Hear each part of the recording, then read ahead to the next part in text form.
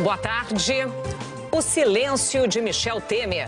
O presidente cancela reuniões com assessores, não vai ao Planalto e não se manifesta publicamente desde que foi denunciado pelo crime de corrupção. Aliados de Temer buscam votos para derrubar o processo na Câmara dos Deputados. A OAB afirma que a denúncia é contundente. A perícia do áudio da conversa entre Temer e Joesley Batista reforça a suspeita da Procuradoria de que o presidente deu aval à compra do silêncio de Eduardo Cunha. A imprensa internacional dá destaque à crise política no Brasil e questiona as condições do governo para conduzir as reformas e a economia. Veja ainda, a Comissão Europeia aplica uma multa bilionária ao Google. Um novo ataque da coalizão liderada pelos Estados Unidos mata quase 60 pessoas na Síria. E as imagens do resgate de crianças depois de um bombardeio em Damasco. O Jornal Hoje está começando.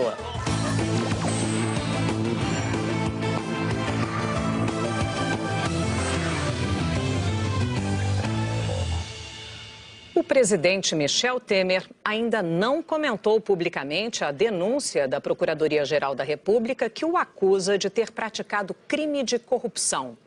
Temer ainda não foi ao Palácio do Planalto hoje. A gente começa o jornal, então, indo a Brasília para falar com a repórter Délis Ortiz, que está lá acompanhando tudo. Délis, boa tarde para você. Como foi a agenda do presidente nessa manhã? Boa tarde, Sandra. Boa tarde a todos. A agenda oficialmente está escrito despachos internos, mas a reunião costumeira de 9 horas no gabinete presidencial com assessores e ministros próximos não ocorreu hoje. Temer nem veio ao Planalto. Ele permaneceu a manhã toda e ainda está no Palácio do Jaburu. Elcinho Mouco, o marqueteiro do presidente, foi chamado ao Jaburu. E agora há pouco foi confirmado que o presidente Michel Temer, depois de ler o texto da denúncia, perícia, relatório da polícia, ele decidiu que vai se manifestar. Ele deve fazer um pronunciamento hoje à tarde aqui no Palácio do Planalto. Assim que saiu a denúncia, foi apresentada ontem, o presidente Michel Temer recebeu ministros, assessores, aliados, líderes do governo. Ele só deixou o Palácio do Planalto aqui depois de várias reuniões separadas. Foi um entra e sai no gabinete presidencial depois das 11, pouco antes das 11h30 da noite. Nos bastidores, o que se diz é que o quadro político é grave e que a denúncia é um fato novo na mão do Congresso. É preciso observar as reações, observar a repercussão e esperar saber como vai ser decantada essa denúncia no Congresso. Vamos ver a reportagem de Vladimir Neto. É a primeira vez na história do Brasil que um presidente da República é denunciado por corrupção durante o exercício do mandato. Segundo o Procurador-Geral da República, Rodrigo Janot, com vontade livre e consciente, o presidente da República, Michel Temer, recebeu para si, em razão de sua função, por intermédio de Rodrigo Rocha Loures, o valor de R$500 milhão oferecidos pelo Grupo JIF. Além disso, de acordo com a acusação, Michel Temer e Rocha Loures aceitaram a promessa de vantagem indevida no montante de R$38 milhões para atuação em defesa dos interesses da empresa. O Ministério Público Federal reconstituiu todos os fatos, do encontro entre o empresário Joesley Batista e Michel Temer no Palácio do Jaburu, até a entrega de uma mala com R$500 mil a Rodrigo Rocha Loures em São Paulo. O encontro com o presidente foi marcado pelo ex-assessor de Temer. Em conversa com Joesley, Rocha Loures informa: ele prefere te atender à noite no Jaburu. Mais tarde, sei lá, a partir das 10 da noite, 11 horas. Segundo o Procurador-Geral da República, foi nesse encontro no Palácio do Jaburu que Joesley e Temer iniciaram tratativas delituosas. Na denúncia, Janot afirma que, na conversa, Joesley relatou a Temer que A. pagava vantagem indevida a Eduardo Cunha e B. corrompia um juiz e um procurador da República. Os investigadores dizem que estes atos devem ser objeto de uma outra denúncia ainda em preparação sobre o crime de obstrução de justiça. Além dessas suspeitas, Temer ainda é investigado por formação de quadrilha. Depois da conversa com Temer, Joesley se encontrou com Rodrigo Rocha Loures.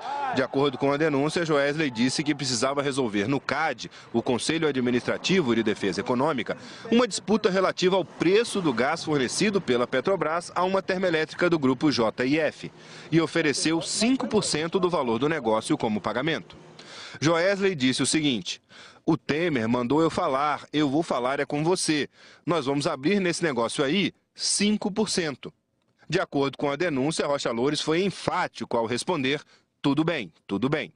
Segundo o Ministério Público Federal, Rodrigo Rocha Loures se mostrou interessado e disponível para defender os interesses da empresa e deixou bem claro que falava em nome de Michel Temer, com ciência dele. Os pagamentos, segundo Rodrigo Janot, foram combinados pelo executivo da JIF, Ricardo Saldi, com Rocha Loures. E mesmo nessa hora, de acordo com o Ministério Público, Loures foi claro ao afirmar que faria consultas ao presidente. Janot também disse que a relação de Temer com a JBS é antiga e citou pagamentos feitos em 2014, quando ele era vice-presidente. Um deles, de 15 milhões de reais, foi feito a pedido de Temer. Desse total, de acordo com a denúncia, 3 milhões foram entregues ao ex-presidente da Câmara, Eduardo Cunha, em espécie, por meio de um operador no Rio de Janeiro. 2 milhões foram para Paulo Scaff, que era candidato do PMDB ao governo de São Paulo em 2014. 9 milhões foram como doações oficiais ao PMDB nacional. E, por fim, R$ 1 milhão foram destinados diretamente a Michel Temer. O dinheiro foi entregue, segundo o delator Ricardo Saldi, a um amigo de Temer, o coronel João Batista Lima Filho. Outro exemplo da relação próxima entre Temer e Joesley, segundo a denúncia, é o empréstimo do avião particular de Joesley para que Michel Temer levasse a família para Comandatuba, na Bahia. Janot também aponta a proximidade entre Temer e Rocha Loures, que trabalham juntos desde 2011. No fim da denúncia, o Procurador-Geral da República pede que o presidente Michel Temer pague, no mínimo, 10 milhões de reais a título de reparação de danos e Rocha Loures, 2 milhões de reais. Para Rodrigo Janot, eles devem ressarcir os cofres públicos por lesões à ordem econômica, à administração da justiça e à administração pública, inclusive à respeitabilidade da presidência da República perante a sociedade brasileira. Janot também pede a condenação de Temer à perda do cargo de presidente. O procurador também pediu que os denunciados fossem notificados a oferecer uma resposta por escrito à acusação no prazo de 15 dias. O ministro Edson Fachin, relator da Lava Jato no Supremo, ainda não decidiu sobre esse pedido. Uma denúncia é tão grave que, ao falar sobre a Operação Lava Jato em fevereiro, o presidente Michel Temer disse que, caso algum ministro dele fosse denunciado, seria afastado do cargo. Se houver denúncia, o que significa um conjunto de provas, eventualmente, que possam conduzir ao seu acolhimento, o ministro que estiver denunciado será afastado provisoriamente.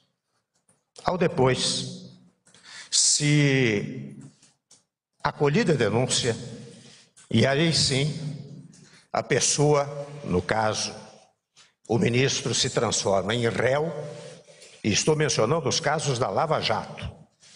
Ele se transformando em réu, o afastamento é definitivo.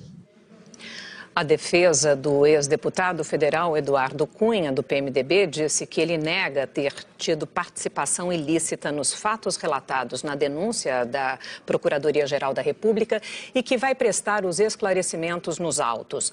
Paulo Scaff disse por nota que não recebeu nenhum tostão do grupo JBS na campanha para o governo do estado de São Paulo em 2014 e que não autorizou que ninguém solicitasse valores ao grupo. O PMDB não vai se manifestar. O CAD informou por nota também que todos os atos processuais foram conduzidos pela área técnica, tendo por base o mérito do caso e os ditames legais sem favorecimentos. Que a ausência de qualquer parecer ou decisão do CAD a favor da usina do Grupo JF deixa claro que eventuais planos de terceiros para influenciar decisões do órgão não tiveram resultado dentro da autarquia. Nós não conseguimos falar com a defesa de Rocha Loures nem com o coronel João Batista Lima e Filho. Nos próximos dias, o Procurador-Geral da República, Rodrigo Janot, vai analisar se também denuncia o presidente Michel Temer pelo crime de obstrução de justiça. A reportagem é de Flávia Alvarenga. O inquérito conclusivo tem 182 páginas, incluindo a perícia dos áudios. A Polícia Federal incluiu trechos da conversa entre Joesley Batista e Michel Temer, trechos da delação da JF e também depoimentos como o de Lúcio Funaro, por exemplo, que era o operador do PMDB. A polícia fez várias menções sobre a forma como ocorreram os pagamentos da JF a Eduardo Cunha e Lúcio Funaro e contextualizou a conversa no Palácio do Jaburu. Para a Polícia Federal, o presidente Michel Temer praticou o crime de obstrução à justiça. O relatório policial também destaca que o presidente compreendeu a intenção de Joesley de comprar o silêncio de Eduardo Cunha. Os termos do diálogo, conquanto não sejam explícitos, como costumam não ser em conversas desse tipo, têm como única interpretação possível a seguinte: o presidente da República entendeu que o bom relacionamento, aludido por Joesley, encerrava a ideia de apoio financeiro prestado a Eduardo Cunha e, assim, inequivocamente, incentivou a sua manutenção com as expressões "tem que manter isso, viu?", seguindo-se a complementação do empresário, todo mês. Por embaraçar a investigação de infração penal praticada por organização criminosa na medida em que incentivou a manutenção de pagamentos ilegítimos a Eduardo Cunha pelo empresário Joesley Batista, ao tempo em que deixou de comunicar autoridades competentes de suposta corrupção de membros da Magistratura Federal e do Ministério Público Federal que lhe fora narrada pelo mesmo empresário. O relatório também mostrou a relação de interesse do núcleo político ligado ao presidente Temer na manutenção do silêncio de Eduardo Cunha e do doleiro Lúcio Funaro. A polícia destaca a participação de Gedel Vieira Lima, ex-ministro e aliado do presidente.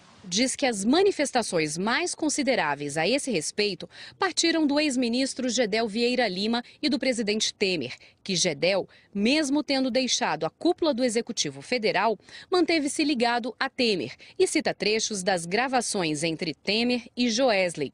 Ao longo da investigação, a Polícia Federal também obteve informações que apontam para o crime de organização criminosa.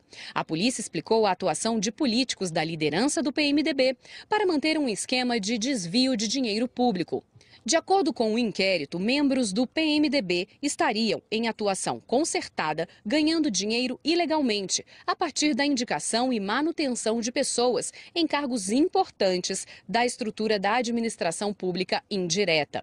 Sobre isso, a polícia pede que a investigação seja incluída em outro inquérito, que já está no Supremo Tribunal Federal, que investiga o PMDB. Não se pretende, pela complexidade do tipo penal em análise e em razão do exíguo prazo, fazer prova terminante de que integrantes do grupo político denominado PMDB da Câmara tenham, paralelamente à atuação no campo político, constituído organização criminosa. O relatório final já está com a Procuradoria-Geral da República. Nos próximos dias, o procurador Rodrigo Janot vai avaliar se denuncia Michel Temer e Rodrigo Rocha Loures também pelo crime de obstrução de justiça. O PMDB não vai se manifestar. A Polícia Federal concluiu que não houve adulterações nem edições no áudio da conversa gravada pelo empresário Joesley Batista com o presidente Michel Temer. Veja os detalhes da reportagem de Camila Bonfim. Os peritos analisaram a gravação de segundo a segundo e usaram softwares que permitem detalhar os diálogos com precisão e recuperar trechos em que não era possível compreender o que estava sendo dito. A perícia estabeleceu as conexões de lógica, coerência e autenticidade das conversas entre o empresário Joesley Batista e o presidente Michel Temer naquela noite de 7 de março, no Palácio do Jaburu. O diálogo analisado durou 38 minutos e 48 segundos. Teve 294 descontinuidades. Segundo a perícia, a duração de cada uma das 294 descontinuidades foi em média de pouco mais de 1 segundo. O laudo diz: tais descontinuidades são compatíveis com as decorrentes de interrupção no equipamento gravador. O laudo diz: apesar das descontinuidades relatadas, não foram encontrados elementos indicativos de que a gravação questionada tenha sido adulterada em relação ao áudio original. O documento é feito no modelo de perguntas e respostas, esclarecendo questionamentos enviados pela Polícia Federal e pela Procuradoria-Geral da República. Um deles é: caso existam interrupções, os trechos de conversa possuem razoável início e fim? A resposta: não foram observados elementos que, de algum modo, indiquem a existência de adulterações. Os peritos esclarecem que os trechos apresentam aparente encadeamento lógico de ideias e assuntos, que remetem a um diálogo travado entre dois interlocutores com início, meio e fim. Outra pergunta: há evidências de inserção ou supressão de trechos de falas? A resposta é que não foram encontrados elementos indicativos de que a gravação questionada tenha sido adulterada em relação ao áudio original. E, em especial, não foram encontrados elementos indicativos de que a gravação tenha sido adulterada por meio de inserção ou supressão intencional de trechos de falas. Joesley estava ouvindo a rádio CBN quando chegou ao Palácio Jaburu.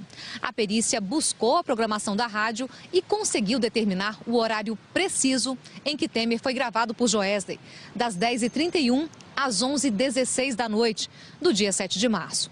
Além de chegar a esses detalhes, a perícia também recuperou trechos das conversas, considerados esclarecedores para a investigação. Entre eles, o que Joesley conversa com Temer sobre o ex-deputado Eduardo Cunha. A análise permitiu compreender melhor o contexto da conversa que a Procuradoria-Geral da República entende ser o aval do presidente para a compra de silêncio de Cunha. Essas expressões, segundo a Polícia Federal, assumem papel decisivo na investigação. No documento, M1 se refere a Joesley e M2 a Temer. O empresário começa dizendo que zerou pendências com Cunha. Joesley diz: fiz o máximo que deu ali, zerei tudo. O que tinha de alguma pendência daqui para ali, zerou tal. Temer concordou. Tudo. A resposta é um novo trecho recuperado pela perícia. Joesley segue: liquidou tudo e ele foi firme em cima, lá, veio, cobrou, tal. Eu, pronto, acelerei o passo e tirei da frente. A conversa segue e, num trecho novo, os peritos esclarecem que Temer falou mais do que se sabia até agora. Joesley diz: tô de bem com Eduardo Cunha. No novo trecho esclarecido pela perícia, Temer responde: muito bem. Joesley diz: e ao que Temer completa: tem que manter isso, viu? Joesley responde: todo mês. E mais um novo trecho que só a perícia conseguiu recuperar: a continuação desse diálogo, após o empresário dizer todo mês. Temer responde: o Eduardo também, né? Joesley concorda: também. Temer: e Joesley segue: eu tô segurando as pontas, tô indo. Temer responde: A perícia do trecho em que Temer disse tem que manter isso viu. E Joesley responde todo mês, desmente a versão do perito Ricardo Molina, contratado pela defesa do presidente Michel Temer, que interpretava o todo mês, dito por Joesley, de forma diferente. Só para ter uma ideia da qualidade dessa gravação, porque esse é um outro aspecto importante. Aqui é aquele famoso trecho ali, que é o tô no meio, e não todo mês, como foi divulgado. Não é todo mês, é tô no meio. Aí o presidente Temer fala alguma coisa absolutamente ininteligível e que provavelmente continuará ininteligível. A perícia também detalhou que Joesley e Temer falaram sobre o ex-ministro Gedel. Segundo a PF, o diálogo demonstra preocupação do presidente. Joesley diz: mas com o Gedel também, com esse negócio, eu perdi o contato porque ele virou investigado. Agora eu não posso também. Temer comenta: complicado, é complicado. Joesley emenda: eu não posso encontrar ele. E Temer diz ao empresário que o contato dele com Gedel pode parecer obstrução de justiça. Ele diz: por que parecer obstrução de justiça, viu? Joesley concorda: isso. E Temer comenta: perigosíssima essa situação. Gedel foi acusado pelo doleiro Lúcio Funaro, em depoimento à Polícia Federal, de ter recebido 20 milhões de reais em comissões quando era vice-presidente de pessoas jurídicas da Caixa Econômica Federal. Em outro trecho, agora melhorado pelos peritos, Joesley comenta com Temer quem deve ser seu novo interlocutor, agora que Gedel Vieira Lima é investigado. Joesley diz: para mim, falar contigo, qual é a melhor maneira? Porque eu vinha falando através do Gedel. Eu não vou lhe incomodar, evidente, se não for algo assim. Temer responde: as pessoas ficam, sabe como é que é. Joesley segue: eu sei disso, por isso é que... Temer diz após um trecho ininteligível: um pouco. Joesley pergunta: é o Rodrigo? Temer confirma em um novo trecho, ouvido pelos peritos: o Rodrigo. Joesley fala: ah, então ótimo. E Temer então afirma: pode passar por meio dele, viu? E acrescenta: da minha mais estrita confiança, referindo-se a Rodrigo Rocha Loures, preso após ser filmado carregando uma mala com 500 mil reais em propina paga pela JBS. Os peritos criminais recuperaram ainda mais um trecho do diálogo em que Joesley e Temer combinam como deveriam ser os próximos encontros do empresário com o presidente no Palácio do Jaburu, num horário em que não há jornalistas. Joesley disse: funcionou super bem à noite. Temer responde: Joesley continua: 11 horas da noite, meia-noite, 10h30, vem aqui. Na resposta identificada pela perícia, Temer ressalta: não tem imprensa. O advogado de Rocha Loures não se manifestou sobre a perícia nos áudios. A defesa de Lúcio Funaro disse que só vai se manifestar em juízo. Nós não conseguimos contato com o ex-ministro Gedel Vieira Lima, do PMDB. O procurador-geral, Rodrigo Janot, pediu ao Supremo Tribunal Federal a abertura de um novo inquérito para apurar se o presidente Temer e o seu assessor, Rodrigo Rocha Loures, também do PMDB, cometeram os crimes de corrupção e lavagem de dinheiro. A Flávia Alvarenga nos conta agora sobre mais essa frente de investigação. O novo inquérito contra o presidente Michel Temer e Rodrigo Rocha Loures é para investigar a suspeita de corrupção e lavagem de dinheiro.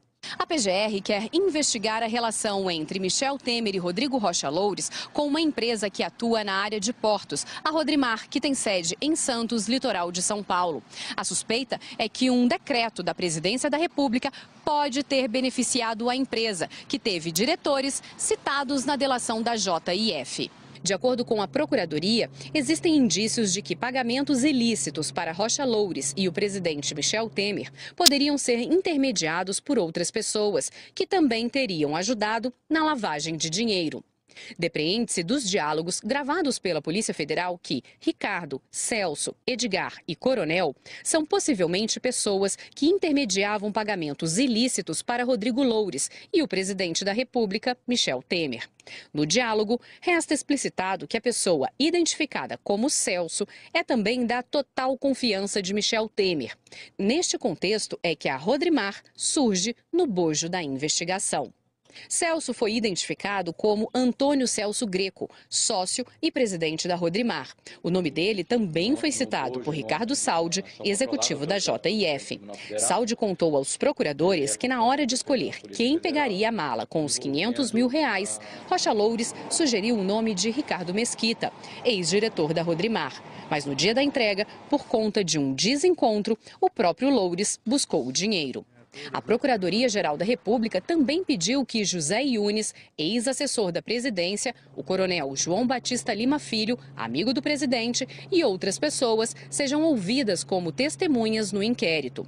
Rodrigo Rocha Loures foi gravado, conversando sobre os termos do decreto que permitiu que as concessões para a exploração de portos assinadas depois de 1993 fossem prorrogadas sem licitação por mais 35 anos, até o limite de 70 anos. Rocha Loures teria tentado incluir no decreto uma regra que beneficiasse também quem conseguiu concessões antes de 1993, o caso da Rodrimar, que atua no Porto de Santos. O decreto dos portos foi assinado, mas sem incluir as concessões anteriores a 93. O pedido de abertura de inquérito agora vai ser analisado pelo ministro Luiz Edson Fachin, relator da Lava Jato. Se ele aceitar, será a segunda investigação contra o presidente da República, Michel Temer. Mas não há prazo para o ministro decidir. Em nota, a Rodrimar afirmou que não existe relação de amizade entre o dono da empresa, Antônio Celso Greco, e o presidente Michel Temer. E que a empresa nunca pagou propina ou caixinhas a quem quer que seja. Segundo a Rodrimar, os contratos da empresa com o governo se encontram em situações regulares. A Rodrimar informou também que, em maio, afastou o funcionário Ricardo Mesquita para a apuração dos fatos e para que ele tenha a possibilidade de ampla defesa. Sobre a relação com Rodrigo Rocha Loures, a Rodrimar disse que ele se tornou um interlocutor frequente de empresas e entidades do setor ao participar do grupo criado pelo governo para discutir o decreto dos portos. A defesa do ex-assessor de Michel Temer, Rodrigo Rocha Loures, do PMDB, disse que Ricardo Mesquita negou que tenha existido pedido ou pagamento de propina. A defesa de Ricardo Mesquita declarou que os contratos, ou melhor, os contatos mantidos entre o seu cliente e Rodrigo da Rocha Loures foram institucionais e dentro da legalidade. Sobre o decreto dos portos, a defesa de Ricardo Mesquita afirmou que foi resultado de debates públicos a partir de reivindicação do setor portuário. Não conseguimos contato com o coronel João Batista Lima Filho, nem com José Yunes. A denúncia contra o presidente Michel Temer, claro, tomou conta da pauta no Congresso. Por isso, a gente vai conversar agora com Gioconda Brasil, que está lá. Gioconda, boa tarde para você. Como é que está o clima por aí hoje? Oi, Sandra. Boa tarde a você, boa tarde a todos. A denúncia já era esperada, mas o impacto aqui no Congresso foi inevitável. Parlamentares governistas e da oposição já traçaram as linhas de atuação, de defesa e de ataque ao governo Temer. O presidente do Senado, Eunício Oliveira, do PMDB, mesmo partido de Michel Temer, está reunindo nesse momento líderes do Congresso na residência oficial. Um almoço para tratar de reforma eleitoral. Mas, diante da circunstância política, é de se esperar que a denúncia contra o presidente Michel Temer também faça parte dessas conversas. O presidente do PSDB, senador Tasso Gereissati, participa desse encontro. O partido disse que ia avaliar dia a dia a permanência na base de apoio e até agora não se manifestou a respeito da denúncia contra Michel Temer, que terá que ser analisada aqui pela Câmara dos Deputados. Enquanto os aliados do presidente tentam desqualificar a investigação do Ministério Público, a oposição diz que a denúncia está bem fundamentada e é grave. É ineditamente grave. Eu não vi esse tipo de situação no impeachment do Collor, não vi esse tipo de situação no impeachment da Dilma. Nunca se teve notícia de algo tão grave quanto o que se revela nessa gravação. Existe aqui alguma informação de que essa mala passou perto do presidente Temer? Não passou. Então, obviamente, essa que é digamos, o pilar central dessa denúncia é inverídico. Isso nunca chegou perto do presidente Temer e aqui não existe nenhuma evidência sequer de que isso tenha acontecido. Quando vier do Supremo, a denúncia vai para as mãos do presidente da Câmara, Rodrigo Maia. Hoje de manhã, Maia não apareceu no Congresso, mas ontem disse que o momento exige cautela. A gente não pode nem pré-condenar o presidente, nem pré-absolver. As pessoas têm que ter paciência. Não se derruba, não se tira um presidente. Na quarta-feira, no dia lá 17 de maio, já queriam que o presidente renunciasse. Vamos com calma. Vamos ter paciência. Eu acho que a paciência, e o bom senso vai gerar as condições para que a gente tire o Brasil da crise. É Rodrigo Maia quem deslancha a tramitação. Primeiro notifica o presidente e depois manda a denúncia para a Comissão de Constituição e Justiça. O presidente tem 10 sessões para se defender e o relator outras 5 para apresentar um parecer. O governo quer um placar folgado na comissão e pretende trocar entre 5 e 6 deputados para ter margem de segurança. O governo está trocando membros na CCJ para tentar vencer na CCJ, o que mostra que ele tem muito medo de perder no plenário.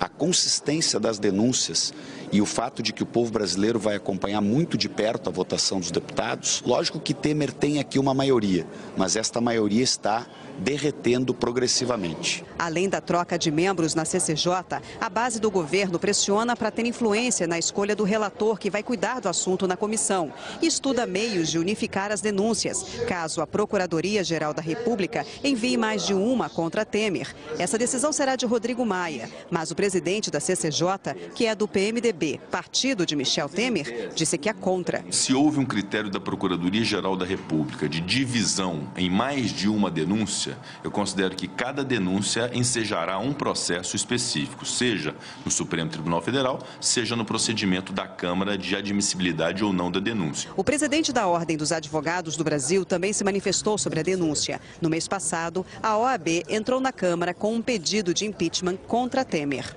O que nós temos nesta denúncia do Procurador-Geral da República são fatos graves, né? São fatos gravíssimos e que, notadamente, a partir da reconstrução do áudio, em alguns pontos que estavam inaudíveis, tornaram ainda os termos desta denúncia mais contundentes. E, portanto, a sociedade brasileira espera respostas. E o presidente da República tem o direito e o dever de produzir a sua defesa. Isto só se dará a partir da abertura do processo, a partir do devido processo legal. A gente volta a falar com a Délis Ortiz, que está no Palácio do Planalto. Délis, nada ainda por aí? Nada, Sandra. O Planalto ainda não quis se manifestar sobre a denúncia, a perícia nos áudios, o relatório da Polícia Federal. Espera-se que a resposta a tudo isso seja dada pelo próprio presidente Michel Temer no pronunciamento que fará hoje à tarde aqui no Planalto. Esse pronunciamento foi confirmado agora há pouco pela assessoria do presidente. Até agora, os aliados de Temer apostavam na sobrevivência do governo, mas já começam a duvidar disso. A leitura que se faz nos bastidores sobre o governo Temer hoje é a seguinte: o fatiamento das denúncias prolonga a exposição do presidente e, consequentemente, a sangria do governo. Por isso mesmo, é intensa e tensa a articulação de Temer para barrar na Câmara a denúncia contra ele. Sandra. Ok, Délis, muito obrigada. Qualquer novidade, volta a nos chamar aqui.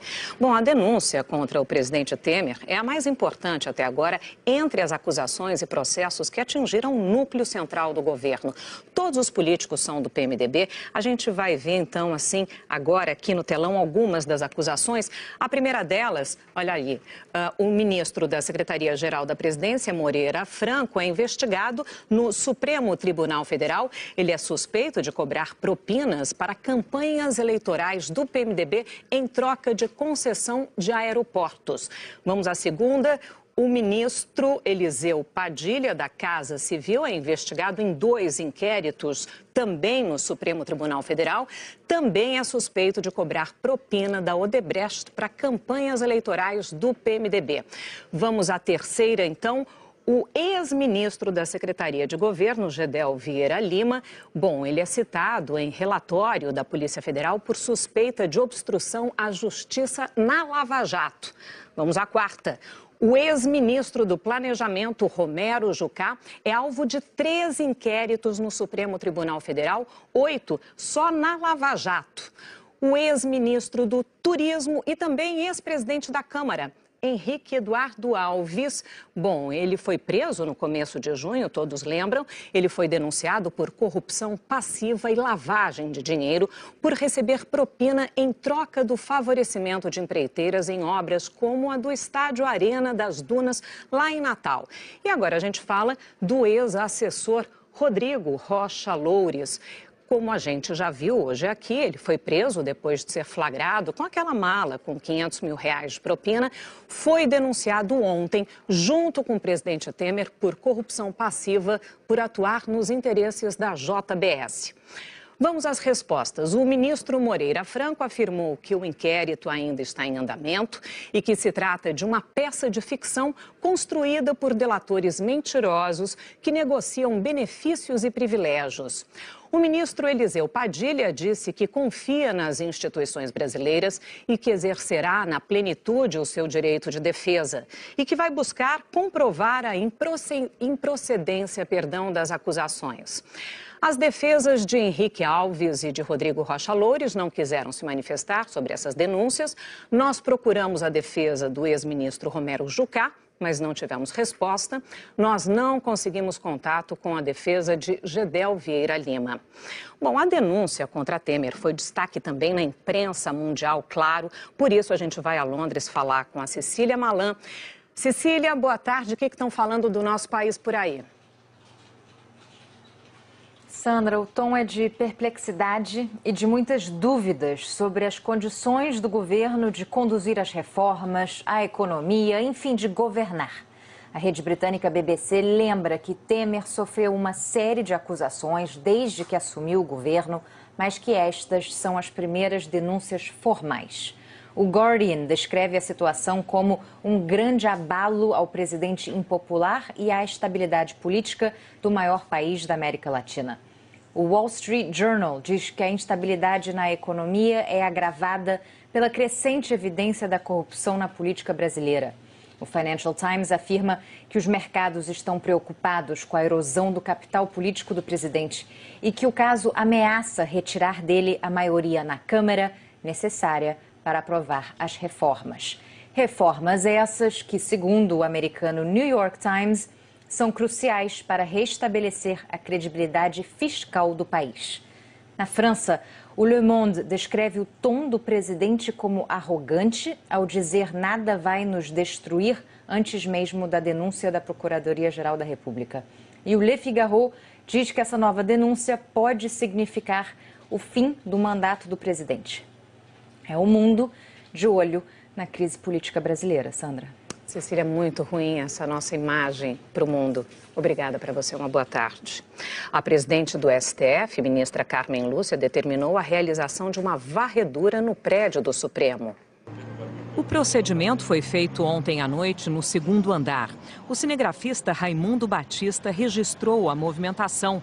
Agentes da Polícia Federal trabalharam para tentar detectar grampos e outras ameaças ao Supremo. Varreduras são comuns no prédio do STF, mas a de ontem à noite foi determinada pela ministra Carmen Lúcia depois da divulgação da suspeita de grampos contra o relator da Lava Jato, ministro Edson Fachin. O Ministério Público Federal vai recorrer da sentença do juiz Sérgio Moro, que condenou a 12 anos de prisão o ex-ministro Antônio Palocci na Operação Lava Jato. Os procuradores querem o aumento da pena de Palocci e a do ex-tesoureiro do PT, João Vacari Neto, condenado a 6 anos em regime fechado. Os procuradores também consideram inadequada a absolvição de Branislav Contic, ex-assessor de Palocci, por falta de provas. E ainda vão pedir a revisão dos benefícios concedidos ao ex-diretor da Petrobras, Renato Duque. A seguir, o governo americano suspeita que o ditador Bashar al-Assad esteja planejando um novo ataque químico na Síria. Confrontos entre o governo e o Estado Islâmico põem sob fogo cruzado 300 mil civis nas Filipinas. A Comissão Europeia aplica uma multa bilionária ao Google. A gente mostra já já. Imagine só, você se casa. Aceito. E depois de um tempo descobre que houve um erro. Nós temos problemas. Nenhuma de nós está legalmente casada. A Erin não é sua esposa. A pergunta é... Casa comigo? De novo? Ou aproveita e... Talvez devêssemos ficar solteiros. Nós vamos sair e fazer coisas e nos divertir. Mas meninas, só tem uma regra. Nada de homens. Quase casadas.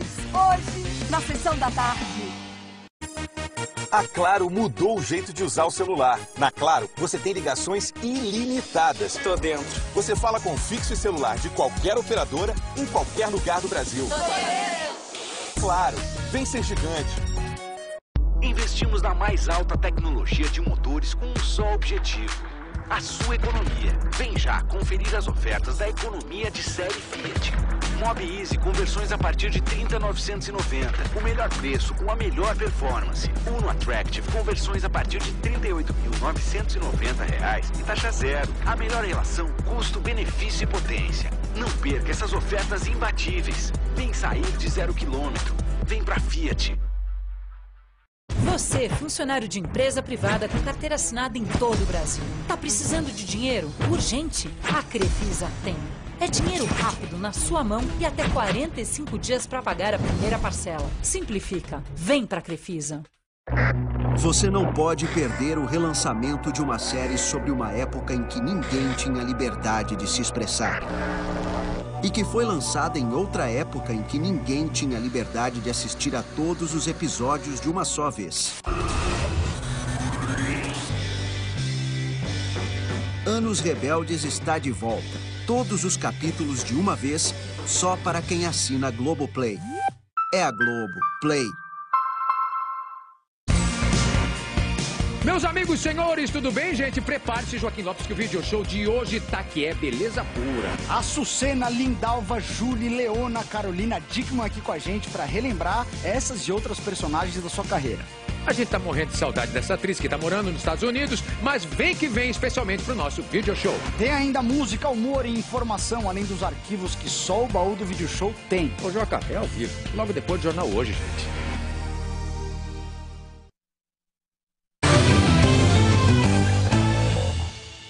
O Observatório Sírio de Direitos Humanos afirmou hoje que 57 pessoas morreram num ataque da coalizão liderada pelos Estados Unidos a uma prisão controlada pelo Estado Islâmico na Síria. Num outro episódio dessa guerra, o governo americano afirmou ontem que o regime sírio estaria planejando um novo ataque químico e que alertaram que o regime do ditador Bashar al-Assad vai pagar um preço alto se isso acontecer. Nós vamos conversar com o nosso correspondente em Nova York, Felipe Santana. Felipe, boa tarde para você. Por que os Estados Unidos têm essa certeza desse ataque químico?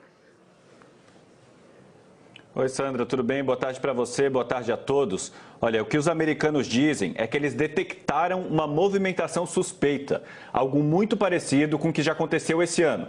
Você lembra, Sandra, que no dia 4 de abril, um ataque, provavelmente com gás sarin, matou mais de 80 pessoas. Os Estados Unidos atribuíram o ataque ao Bashar al-Assad. Foi a justificativa usada para Donald Trump fazer o primeiro bombardeio do governo dele, 59 mísseis Tomahawk contra uma base militar síria. E aí ontem, numa nota oficial da Casa Branca, os Estados Unidos disseram que acreditam que o governo sírio estaria preparando um novo ataque químico e fizeram uma ameaça a Assad. A embaixadora dos Estados Unidos na ONU, Nikki Haley, foi além, Sandra. Também ameaçou a Rússia e o Irã, que, segundo ela, apoiam um governante que mata seus próprios cidadãos. Hoje, Bashar al-Assad visitou uma base aérea da Rússia e deixou claro que o apoio dos russos segue forte. Enquanto isso, a guerra continua, Sandra. Infelizmente, a gente tem uma imagem muito forte para mostrar. Os socorristas chegam por entre escombros depois de um ataque aéreo em Damasco. Ouvem gritos dentro da casa. São duas crianças soterradas. Eles conseguem tirar as crianças dali com vida. São levadas às pressas para um carro, onde foram encaminhadas para tratamento médico. Essas imagens são de uma violência. O governo das Filipinas está travando uma luta contra militantes do Estado Islâmico há 5 semanas. E muitos civis estão presos no meio do fogo cruzado. Desde o dia 23 de maio, um grupo ligado ao Estado Islâmico tomou conta da cidade de Marawi, no sul do país. Para retomar o controle da cidade, os militares fazem ataques aéreos e por terra todos os dias. Em pouco mais de um mês, foram mortos 280 militantes, 69 soldados e 26 civis. Mais de 300 mil pessoas tiveram que fugir da cidade. Segundo o Exército, os moradores que não conseguiram sair estão sendo usados como escudo humano pelos militantes. O Google recebeu uma multa recorde da Comissão Europeia por colocar no topo do resultado de pesquisas na internet o seu próprio serviço de comparação de preços. A multa é de 2 bilhões e 400 milhões de euros, cerca de 9 bilhões de reais. Segundo a Comissão Europeia, a companhia está distorcendo o mercado, tornando os concorrentes que também fazem a comparação de preços menos visíveis ao consumidor. A decisão determina que o Google encerre essa prática em 3 meses e, se isso não acontecer, poderá sofrer uma nova punição. O Google diz que estuda recorrer da decisão. Bom, de volta aqui ao Brasil, empresários do setor de transporte fizeram um protesto na Avenida Brasil, uma das principais vias do Rio de Janeiro, pedindo mais segurança. 100 caminhões participaram da carreata que durou 4 horas. Segundo o Instituto de Segurança Pública, o roubo de cargas triplicou de 2000 a 2016. Este ano, a média é de um caminhoneiro assaltado por hora no estado do Rio. O prejuízo no estado chega a 2 bilhões de reais nos últimos 6 anos, segundo a Federação das Indústrias. Um caminhoneiro assaltado a cada hora no estado do Rio. A seguir, a previsão do tempo para todo o Brasil. A gente volta já. Hoje, depois do Jornal Nacional, a força do querer. Em seguida, Michele vai reviver uma treta do passado. Ele é nosso avô? Ah, sim, ele é o seu avô materno. Mr. Brau. E ainda... Se ele atravessar meu caminho, acabo com ele. Renato está na mira de Vitor. Ele é vingativo. Tony, eu já tô com esse cara engasgado. Não posso ter medo desse cara. Os dias eram assim. Oi. Sim, obrigada. Tudo bem, e você? Depois te ligo, tá?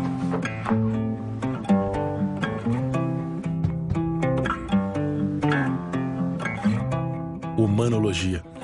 Mais uma tecnologia da Shell. Igual a tudo que você encontra num Shell.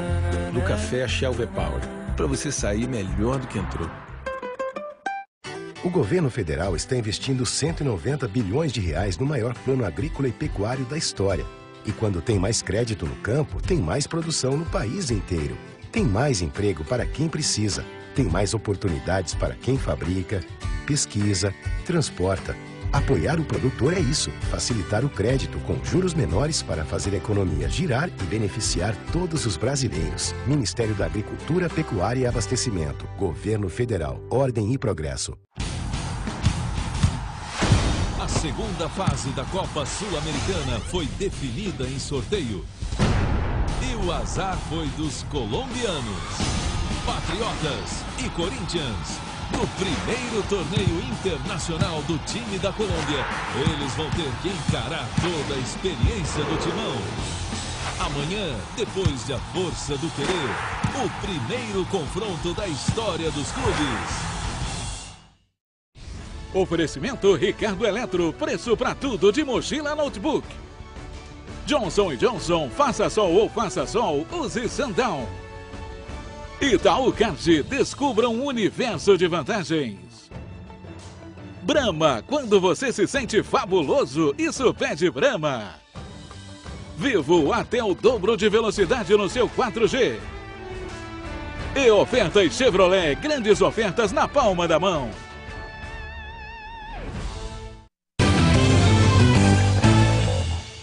Estamos de volta para falar da previsão do tempo. Quem continua com a gente é a Maju. Oi, Maju, boa tarde. Oi, Sandra, boa tarde. Agora são 2 horas e 7 minutos pelo horário de Brasília, com a previsão para a tarde. Além de ser quente, o tempo lá em Brasília. Pois é, lá seco também. As próximas horas, já que você falou de horas, boa tarde para você e para todos. O destaque é a queda da umidade relativa do ar, que pode descer a ladeira nas próximas horas. Várias capitais devem ter uma tarde de secura. Rio Branco, Porto Velho, Palmas, todas as capitais do Centro-Oeste e Belo Horizonte. A umidade pode ficar abaixo aí de 30%, quando o ideal para a nossa saúde é um índice em torno de 60%. E com esse tempo seco, né, o risco de queimadas aumenta. Olha essa área vermelha aqui no mapa, indica a chance muito alta de fogo. Neste mês, os estados com maior número de focos de incêndio são Mato Grosso e Tocantins, de acordo com o monitoramento de queimadas do INPE, que é o Instituto Nacional de Pesquisas Espaciais. A chuva só deve dar o ar da graça, mais uma vez, aqui, olha, no extremo norte do país, na faixa litorânea entre Rio Grande do Norte e norte do Rio de Janeiro. E também, Sandra, aqui, olha, no sul do Rio Grande do Sul, agora à tarde pode começar a chover. Não é uma chuvona, mas já umedece um pouco. Seu vestido combina tanto com esse mapa. Você viu? Eu fiz de propósito.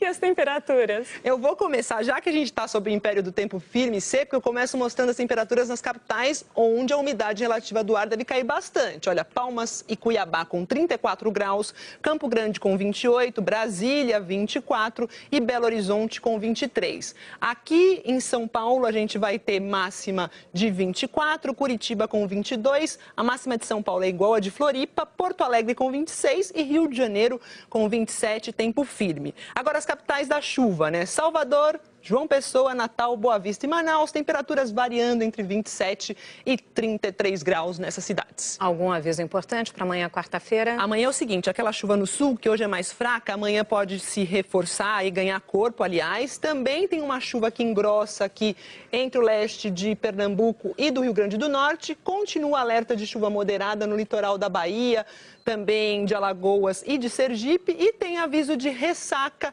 entre o litoral da Bahia, entre Salvador e Recife, amanhã com ondas de até 2,5 metros. São os avisos de hoje. Ok, muito obrigada. Tchau, por até hoje, mais. então. Até. O Jornal Hoje termina aqui. A TV Globo continua acompanhando a crise política em Brasília e pode voltar a qualquer momento. Logo mais no Jornal Nacional, você acompanha todas as notícias. No Globoplay tem todas as reportagens do Jornal Hoje também para você. Uma ótima tarde e amanhã a gente se vê.